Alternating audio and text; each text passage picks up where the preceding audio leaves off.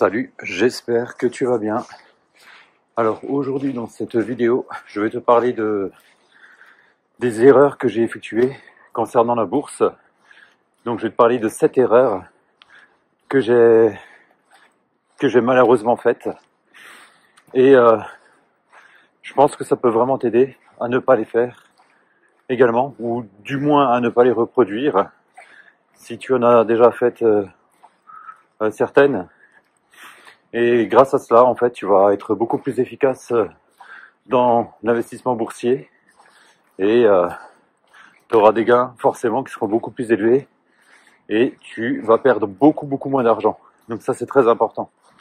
Notamment, tu sais, de nos jours, on a des petits salaires, donc si tu gagnes comme un peu tout le monde, hein, pas des milliers, des cents, eh bien à ce moment-là, écoute bien ce que je vais te dire. Donc la première erreur que j'ai faite en bourse, c'est de ne pas rester sur ma stratégie de base. C'est-à-dire qu'au début, je me suis formé, j'ai lu des livres, j'ai écouté des vidéos.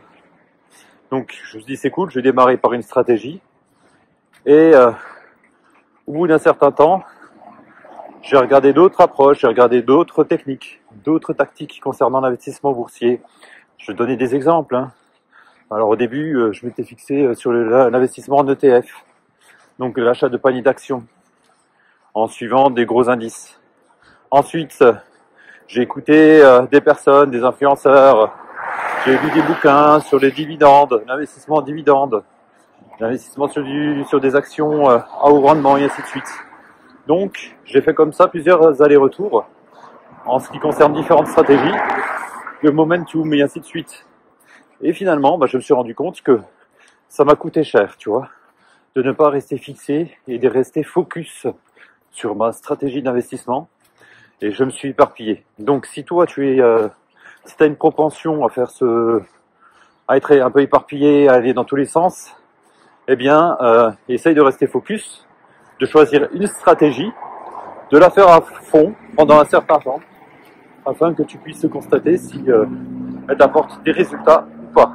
Dans tous les cas, ne sois pas pressé. La deuxième erreur que j'ai faite, c'est ce que beaucoup font, c'est-à-dire faire du market timing, essayer de timer le marché. Et malheureusement, c'est-à-dire que, pour faire simple, hein, c'est pas ce que c'est le fait de définir par soi-même des moments de grosses baisses, voire des cracks, d'attendre les cracks ou d'attendre les fortes baisses pour investir. Parce que la plupart du temps, comme les marchés sont plus souvent haussiers que baissiers, eh bien on essaie toujours d'attendre le bon moment pour investir. Souvent, on regarde la bourse, on se dit, punaise, là, on est vraiment dans les plus hauts. C'est vraiment encore le cas actuellement. Hein. On est dans les plus hauts au niveau du marché boursier, notamment si tu regardes le Nasdaq, si tu regardes le S&P 500, on est vraiment dans les plus hauts. Et si toi, tu dis que je veux attendre que le prochain crack, ou si tu écoutes régulièrement les oiseaux de mauvais augure, eh bien, tu vas jamais investir. Ou du moins, tu vas perdre énormément de temps. Et le problème, c'est que lui, le marché ne t'attend pas. Comme il y a plus souvent de hausse que de baisse, eh bien, malheureusement, tu vas perdre beaucoup d'argent en faisant ça. Donc, méfie-toi. Faire du time market, c'est très dangereux, sincèrement. Hein. Et moi, voilà, je me suis dit, oui, je suis plus malin que tout le monde, je vais attendre le prochain crack et je vais mettre pas mal d'argent dessus. Mais les études sont formelles. Si tu veux faire du time market, tu essayes de timer le marché, tu vas pas y arriver, c'est pas possible. Donc tu vas perdre de l'argent. Donc ça c'est la deuxième erreur, donc à ne pas faire, d'accord? Troisième erreur, c'est de faire du stock picking, notamment si tu n'es pas un spécialiste, tu ne travailles pas dans la finance. Si toi tu n'es pas trader ou tu ne travailles pas dans une grande banque d'investissement, si comme la plupart des personnes tu es un particulier et que tu souhaites investir en bourse pour améliorer ton mode de vie, ou tout simplement pour préparer ta retraite, je te conseille vivement d'éviter de faire du stock picking. Ou alors, si tu décides de faire du stock picking, c'est-à-dire de choisir certaines actions, voilà, qui vont t'apporter forcément du rendement, de la croissance, fais une analyse fondamentale, étudie bien ces actions. Tu peux faire aussi un petit peu de ce qu'on appelle un petit peu d'analyse graphique, mais renseigne-toi bien sur cette fameuse action ou ces actions que tu souhaites acheter. Parce que là, encore une fois, c'est le marché, les études sont formelles. la plupart des investisseurs qui font du stock picking, eh bien, ne font pas mieux que le marché. C'est-à-dire que, malheureusement, tu vas avoir des résultats qui vont pas être top, tu vas sous-performer le marché. Donc si tu fais ça, ben, tu risques malheureusement de perdre un petit peu de temps, et surtout d'argent et de performance. Donc si toi, tu n'es pas un spécialiste en ce qui concerne l'analyse fondamentale, si tu ne sais pas lire un compte de résultat, un bilan financier, à ce moment-là, forme-toi. Lis des livres, forme-toi, peut-être acheter une formation, et à ce moment-là, tu pourras vraiment faire du meilleur boulot par rapport à ça, tu vois. C'est-à-dire, tu pourras vraiment choisir des actions, voilà, sur lesquelles tu as passé pas mal de temps à les étudier, et là, tu investiras en toute connaissance de cause. Ne fais pas comme la plupart des gens, hein. Ils voient le nom de certaines boîtes qu'ils aiment bien, ils attendent, ou alors ils entendent ça à la radio, et ils disent tiens, ça peut être sympa, et hop, allez, j'achète. Alors tu peux avoir de la chance, mais malheureusement, la plupart du temps, si tu fais ça sur le long terme, tu risques de t'en mordre les doigts. Donc fais attention à ça. Stock picking, c'est quand même dangereux, notamment pour les novices et les débutants. Quatrième erreur que j'ai faite à plusieurs reprises, hélas, c'est de suivre les recommandations d'analystes. C'est-à-dire, j'achetais des journaux, tu vois, très connus dans le domaine de la finance, et souvent tu as des recommandations. Tu vois, est-ce que l'action X ou Y, on me la recommande justement soit de l'acheter, soit de la conserver, ou soit de la vendre. Et souvent, hein, là c'est la même chose, hein, les 3/4 des actions, on va te les recommander de les acheter. Ou alors, j'écoutais dans les médias certains analystes, certains économistes recommander certaines actions à acheter parce que voilà, elles ont un super beau potentiel et ainsi de suite. Et donc, moi, comme je me suis dit, je suis pas un spécialiste, tête baissée, j'ai foncé, j'ai cru aux recommandations, j'ai cru à certains analystes et je m'en suis amèrement mordu les doigts. Donc, fais attention à ça. Ne prends pas tout ce qu'on te dit pour argent comptant. Ça, c'est très important. C'est pas parce que tel et tel influenceur, tel ou tel économiste, tel journal va te dire oui, achète cette action, ça vaut le coup, qu'il faut l'acheter tête baissée. Fais attention. Ou alors, si tu fais tu suis certaines recommandations, investis de façon modérée. Fais attention à toi. Alors, je tiens à préciser, moi, je suis pas un conseiller financier. Tout ce que je te dis, c'est les erreurs que j'ai faites. Si ça peut t'aider, tant mieux. Mais en aucun cas, moi, je te dirais, oui, tu dois acheter telle et telle action, tu dois faire ça. C'est pas mon métier, d'accord?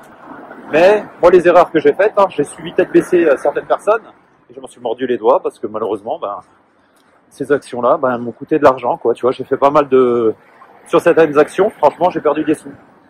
Alors évidemment, on peut pas être positif partout, mais les conseilleurs sont souvent les mauvais payeurs. Donc fais attention à ça, quoi. D'accord?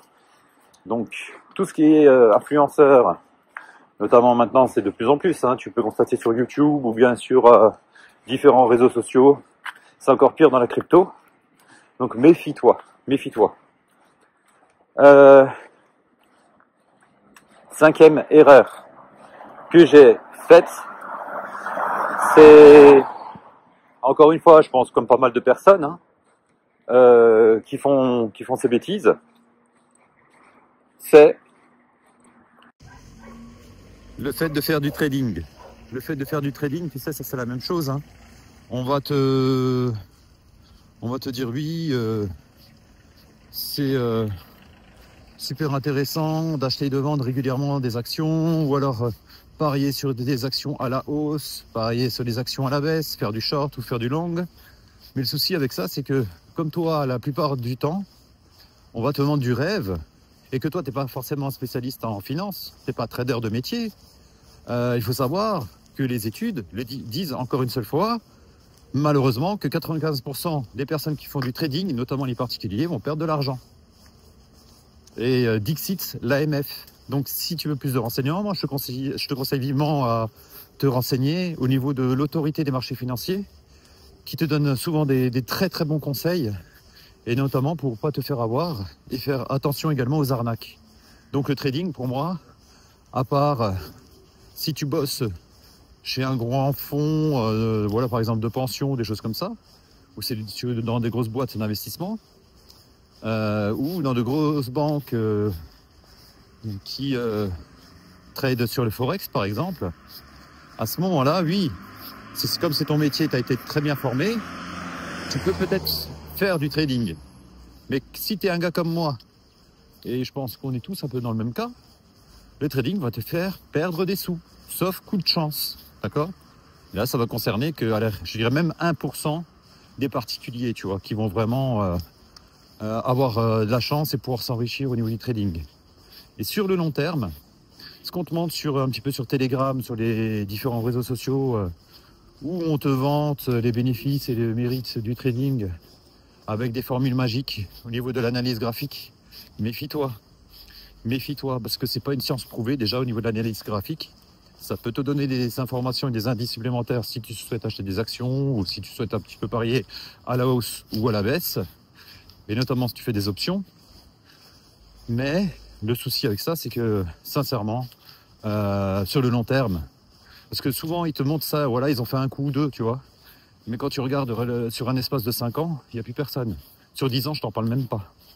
Donc toi, ton objectif, si ton objectif c'est de t'enrichir sur le long terme, évite le trading. C'est une grosse erreur.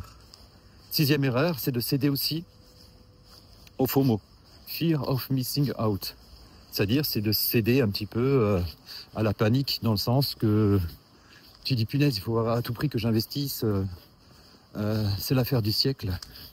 C'est là où je vais enfin pouvoir m'enrichir, parce que voilà, tout le monde te dit d'acheter, les médias, ton taxi, ton coiffeur te dit ouais, t'as vu, la bourse c'est super, ça monte, c'est super intéressant. Et la plupart du temps, quand tu entends ça, tu vas te dire, un particulier lambda, il va se dire ah oui, c'est peut-être le moment, j'ai perdu assez de temps, il faut que j'investisse encore plus, ou alors que j'investisse dans de nouvelles actions ou dans de nouvelles opportunités, parce que tu as peur de céder un petit peu, voilà, au manque et à la perte. Tu te dis dans ta tête, c'est l'affaire du siècle. Mais le problème, c'est que si tu penses comme ça, le gros souci, c'est que tu vas perdre aussi de l'argent, parce que c'est souvent un effet de mode. Et comme le disent certaines stars en investissement, si ton taxi commence à te parler de certaines actions, c'est peut-être le moment de vendre, tu vois. Donc méfie-toi à ce qu'on te raconte, d'accord? Et ne cède pas à la panique.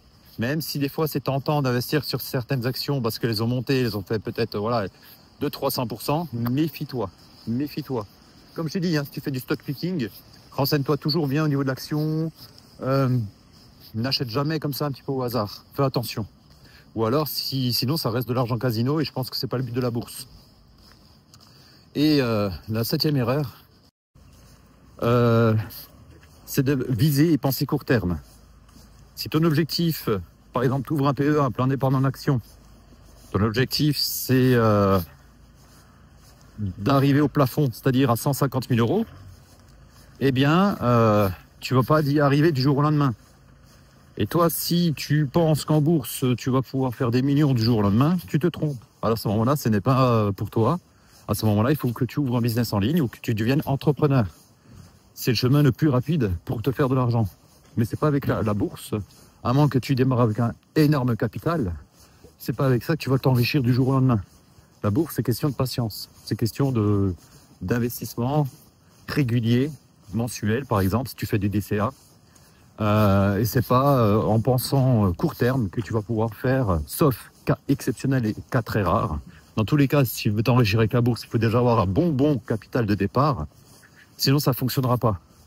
Donc l'objectif de la bourse, si tu veux vraiment réussir, et il faut vraiment que tu investisses sur le long terme. C'est-à-dire qu'en moyen et long terme, déjà c'est pas plutôt du court terme, du moyen court terme, c'est 5 ans. À partir de 10 ans, là, tu commences à avoir des résultats assez sympas. Et au-delà, évidemment, ça devient très intéressant.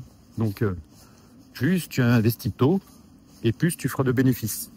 Donc, très important d'avoir une pensée long terme et de ne pas rester court-termiste. Notamment si tu commences à paniquer dès que tu vois que ton portefeuille chute de 30%, et là tu commences à paniquer, tu te dis ben, il faut que je vende, tu vas vendre à perte, tu vas perdre de l'argent, c'est pas l'objectif. Il faut savoir que sur le long terme, la bourse est gagnante. Donc sois patient et prends ton temps. Et évidemment, un petit bonus, très important, c'est que si tu veux t'investir en bourse, ne mets pas tes œufs dans le même panier. Donc, diversifie-toi au maximum. Et c'est pour ça que personnellement, moi, je suis revenu aux ETF. D'accord? Avec des indices relativement larges. Pour justement profiter de la diversification maximum et du bien-être psychologique. Voilà, donc dis-moi si toi ça te parle les erreurs que j'ai faites et si toi tu les as faites également et qu'est-ce que tu comptes faire peut-être pour les améliorer. En tout cas, laisse-moi un petit pouce bleu. N'hésite pas à me laisser des commentaires. Je te souhaite de passer une excellente journée. Salut chez toi.